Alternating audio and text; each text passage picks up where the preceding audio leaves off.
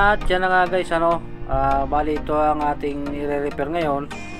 Isa nga itong gawa ng Philcolt na foot pump. At bago yan, checkin muna natin yung kanyang barrel kung wala itong bala, para sigurado tayo at safe tayo kung sakaling mag-test tayo pagka natapos na natin gawin.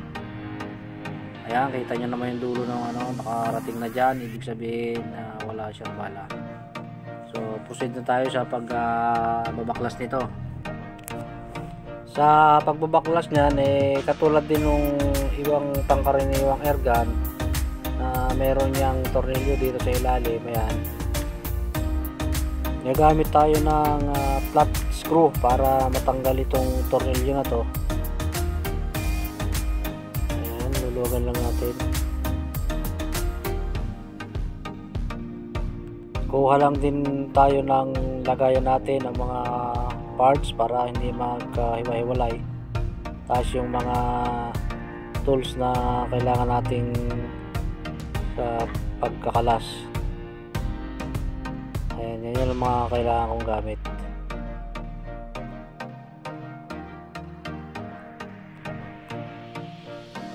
Yan na, at pwede na nating tanggalin yung tornilyo at ilagay natin dun sa lagayan para safe. At yan nga, pwede na natin yung tanggalin sa pinakang bat nya para ma-repair na natin. Kuha nga lang din ako ng rubber para nakapag-umpisa na tayong magkalas. At gamit nga tong aking pang punsol, pupunsulin lang natin tong sabat para mahugot natin sa kabila.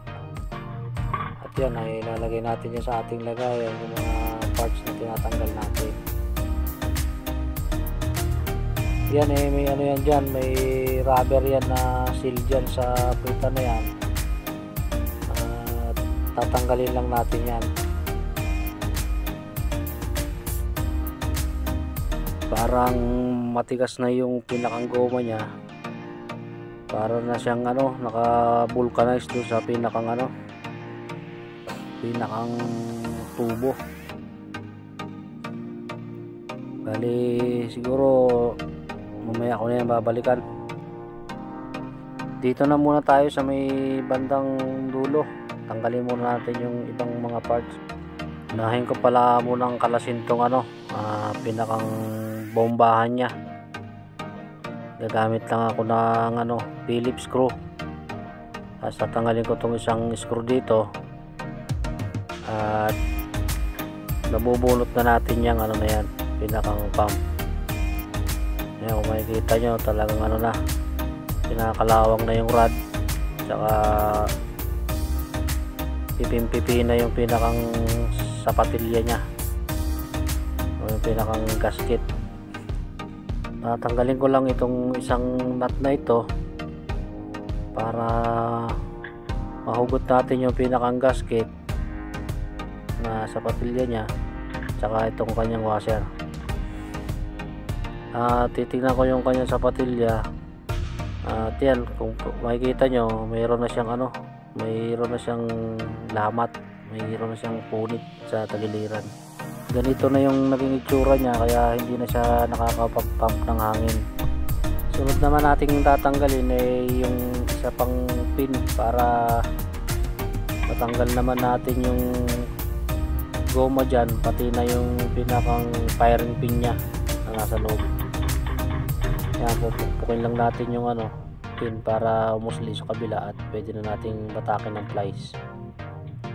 Patatanggal na natin yung pinakang takip niyan.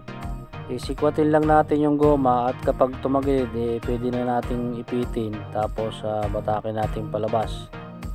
Kung wala kayong ganyang pangipit, pwede naman kayong gumamit ng kawad na nakabaluktot yung dulo para makuha yung goma. Sunod naman gagamit kayo ng ganito, yung mahabang flat screw. Itong sa akin lang to, improvise ko lang to. Kailangan nyo kasing sundutin yung loob nyan, kasi yung pinakang firing pin yan, meron niyang lock na ano, nagtutulak ng spring para dumiin siya dun sa pinakang valve seat niya. Pakiramdaman lang ang pagtanggal nun. Pagka napihit nyo at naramdaman nyo na sumikad, ibig sabihin tanggal na yun dun sa pinakang lock, at pwede nyo nang bunutin yung pinakang mga laman niya sa loob. Ayan yung mga laman niya sa loob, ganyan yung ano yan, pagkakasunod-sunod. Yung iba iba yung design, pero halos parehas lang naman ng trabaho yung mga parts na yan. Ito, ini-inspeksyon ko yung spring niya kasi meron siyang lamat na parang kinain na siya ng kalawang, parang mahina na ito. Ayan nga, at kung pinilit ko naputol na siya ng tuluyan. Kailangan na natin tong palitan. Yan yung itsura ng screen na kinain na siya ng kalawang. Ito namang pinakang firing pin niya na valvula, palitin na rin ng goma. Ganyan na ang itsura niya, kaya dapat na natin yung palitan. Balikan naman natin tong goma sa likod na to. Ito pinukpok ko na kanina at sobrang tigas na nga niya. Kailangan natin tong matanggal para makuha natin yung isang valvula rito, yung pinakang check valve niya ng intake port. Ayan, at nahugot na natin. Ito pala guys, meron pang isang lock dun sa loob. Ayan pinakang parang singsing niya.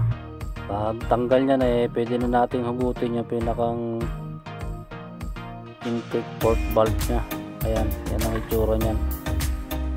Mukhang matagal na talagang na-stock tong baril na to. Talagang may mga laman na siyang parang nanigas na lupa at saka langis. Tingnan nyo guys yung naging itsura ng loob nitong baril na to. Talagang sobrang tagal na rin siguro nito at napabayaan na nung may-ari. Ganyan na naging itsura niya.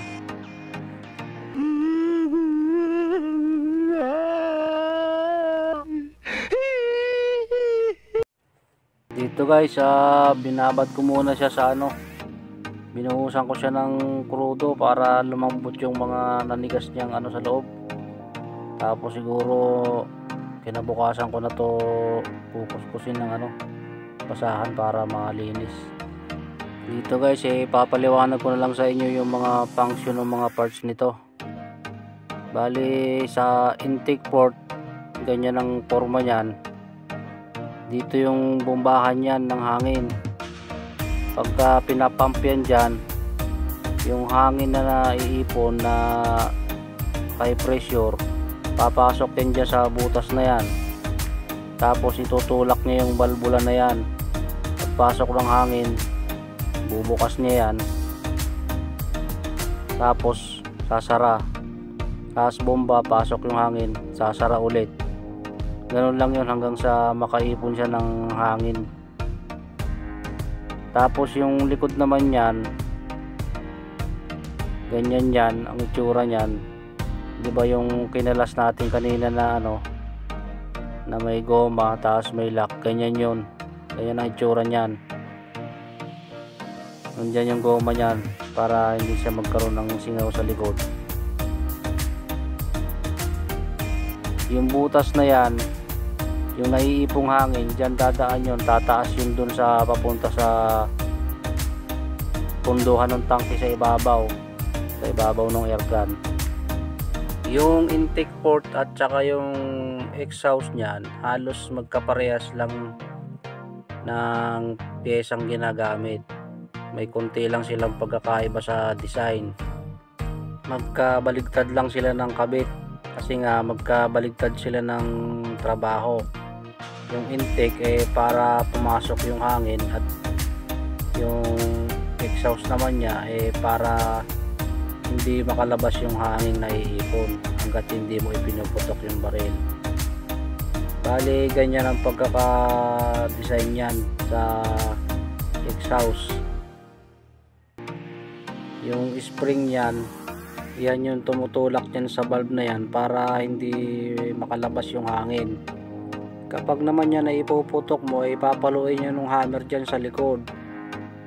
Magkakaroon nyo ng impact para bumukas yung valve na yan, tapos papasok yung hangin dyan, at lalabas naman yan dito sa ibabaw, papunta naman yan doon sa barrel para itulak yung bala.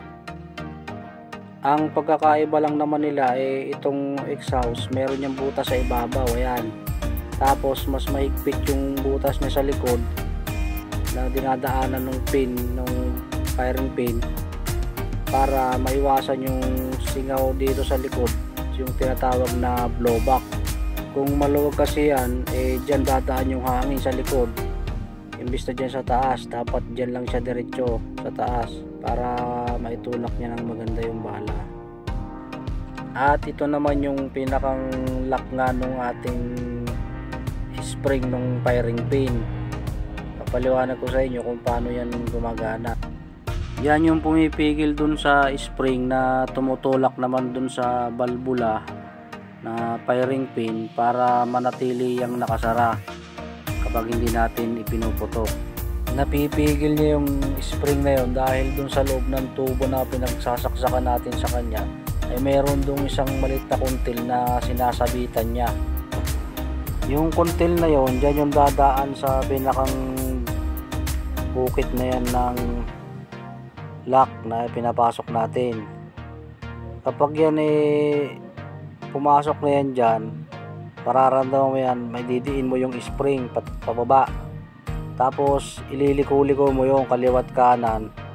Mararamdaman mo yung kapag lumagpas yan dyan sa iikot na yung yung lock, mararamdaman mo yung kahit pa kaliwa o pa kanan, dun yun magsasara, hindi na yung babalik, kaya maitutulak niya na yung spring. Ito nga pala yung mga pyesa na dapat nating palitan para mapagana ulit natin yung foot pump na yan. Dahil kung makikita nyo naman, talaga namang sirang-sira na, at yung spring nga na to naputol na.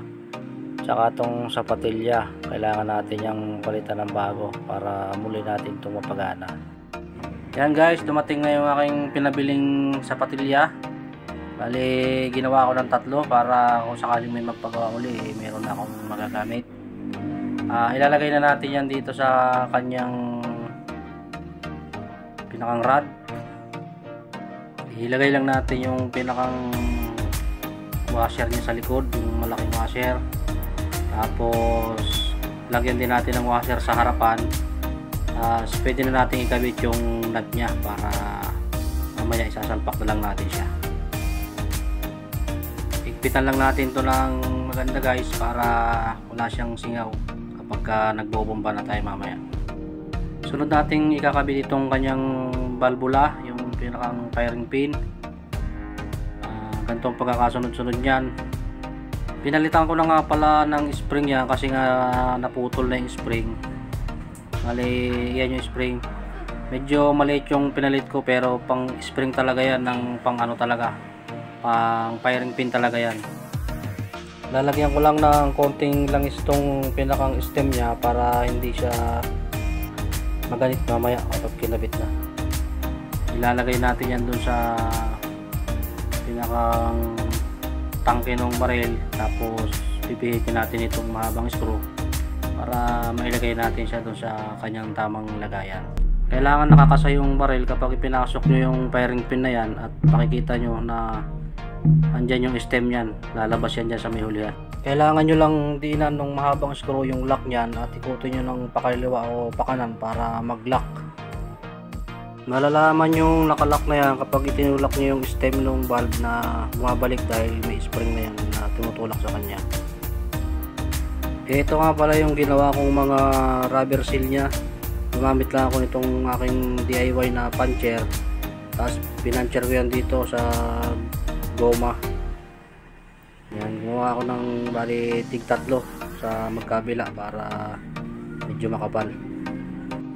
Lagyan lang natin ng konting langis yung pagdadaanan ng goma para hindi siya mapunit kapag ipinasok natin, at lagyan na rin natin ng langis pati yung mismong goma.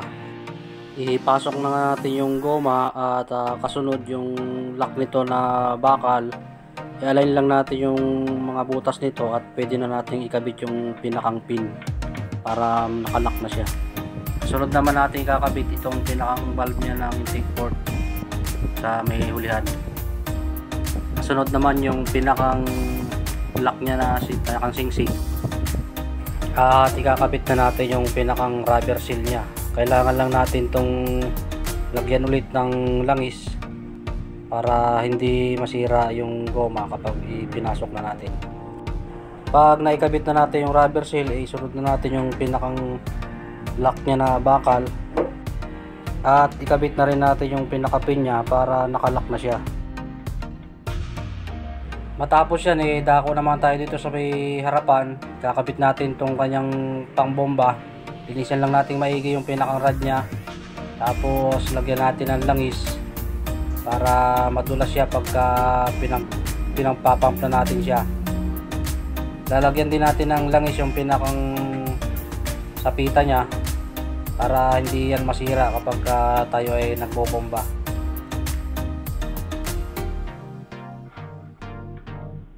Kailangan din nating lagyan ng langis yung pinakang pagdadaanan ng pambomba para hindi siya magasgas kapag nagbobomba na tayo. Dahil yan persado kapag nagkakarga tayo ng hangin. Kapag naikabit na natin yung rod ng pambomba, ay kasunod dito ikakabit natin yung lock nya at ihigpitan natin yung screw dito para hindi siya matatanggal kapag nagbobomba na. Kailangan natin itong ikasa bago tayo magbomba para hindi sumingaw yung hangin sa firing pin. Subukan na natin magkarga ng hangin kung gagana ba yung ating ginawa. Hindi ko muna to kinabit sa kanyang kulata kasi kailangan pa nating i-testing to sa tubig, yung una at saka yung huli nito, kung wala itong singaw. Mararamdaman mong kargado na ito ng hangin kapag matigas na siyang bombahin. At huwag nyo munang isara, tignan nyo tong rod na to. Kapag iyan ay bumabalik palabas, ibig sabihin may singaw yung balbula nyo dito sa intake port. Pero kung ganyan na hindi gumagalaw, okay na yan, ibig sabihin nagsilyado na siya. Ngayon, subukan naman natin yan kung puputok na siya. Yun, okay na siya guys. Susunod natin, hydro check na muna natin siya para malaman natin kung wala na siyang singaw. Obserbahan lang natin kung wala siyang bumubula, ibig sabihin nun wala siyang singaw. Tapos ganun din ang gagawin natin dito sa dulong ito. May butas yan dyan guys, kaya huwag nyong isasagad yung lubog dahil papasok yan dun sa bombahan, kakalawangan yung rod, yung dulo lang. At pag wala namang bumubula ay okay na yan, pwede nyo nang ikabit sa kanyang kulata. Isasalbang lang natin to dito sa kanyang kulata at ikakabit natin yung tornilyo dito sa ilalim, saka natin ihigpitan. At pag naikabit na natin yan ay pupunta tayo sa labas at atin yung tetestingan. Testing na tayo guys, per shot. Yan, maganda putok, malakas. Yun, put pump lang yan pero parang CO2 rin kung bumuga. Hanggang dito na nga lang po yung ating video. Sana ay masuportahan nyo ako. Pag-subscribe kayo sa aking channel para mapanood nyo pa yung darating ko pang mga video. Salamat!